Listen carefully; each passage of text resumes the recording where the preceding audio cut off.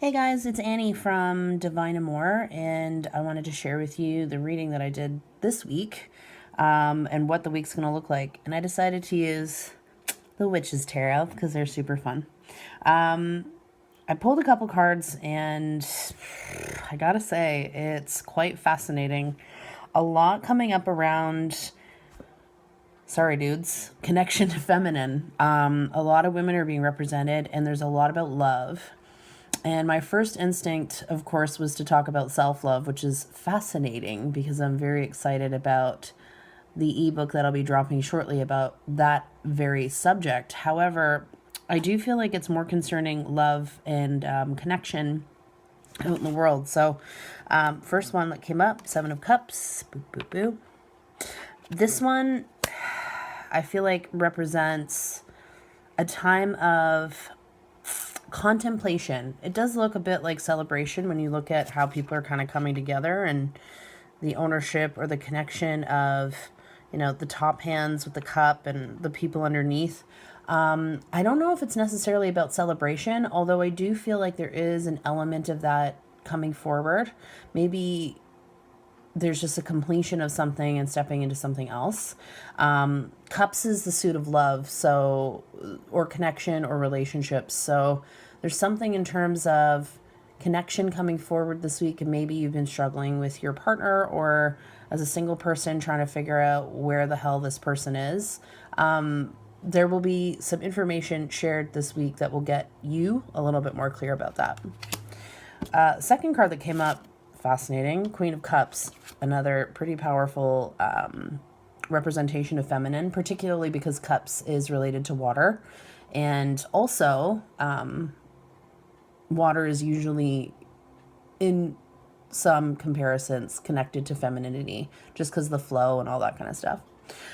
This card for me right away, I was like, whoa, okay, fascinating, because this is like the archetype of a person who is in perfect balance of receiving and giving, emotionally stable. So someone who understands that love doesn't mean codependency, but it also doesn't mean total independence either, but really just rocking out that you can flow between both of those, acknowledging yourself as you are, but also being open to connection and support and love from other people. So if you're struggling right now with anything and you've been trying to kind of take it all on, this is a reminder that you don't need to. And it's really interesting because it takes me to the third card, which is Four of Wands, and how funny that it's four ladies rallying together, hand in hand, kind of supporting each other, although they're not hand in hand, but whatever, it doesn't matter.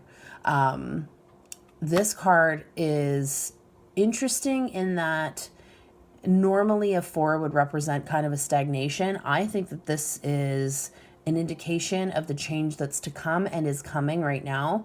And just to rally the troops, if you feel like you're taking on too much or you're overwhelmed or whatever that looks like, this is like a reminder, hi, you don't have to do it all on your own, okay?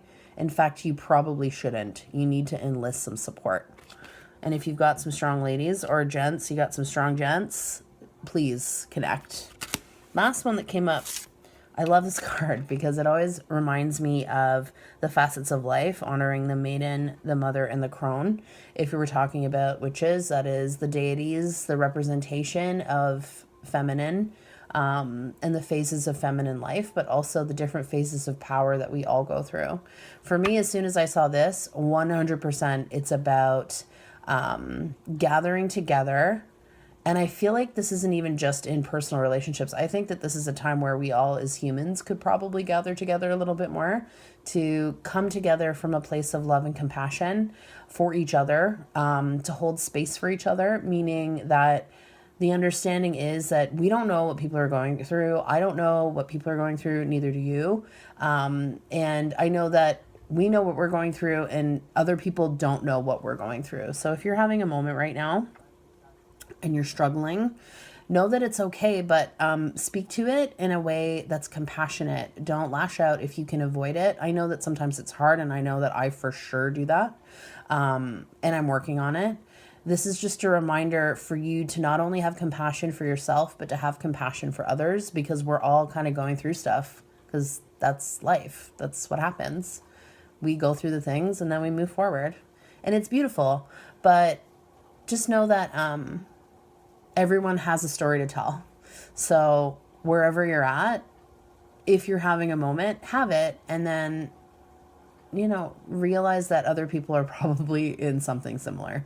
So have some compassion, have some love for you, for others, and do your thing, boo. Okay?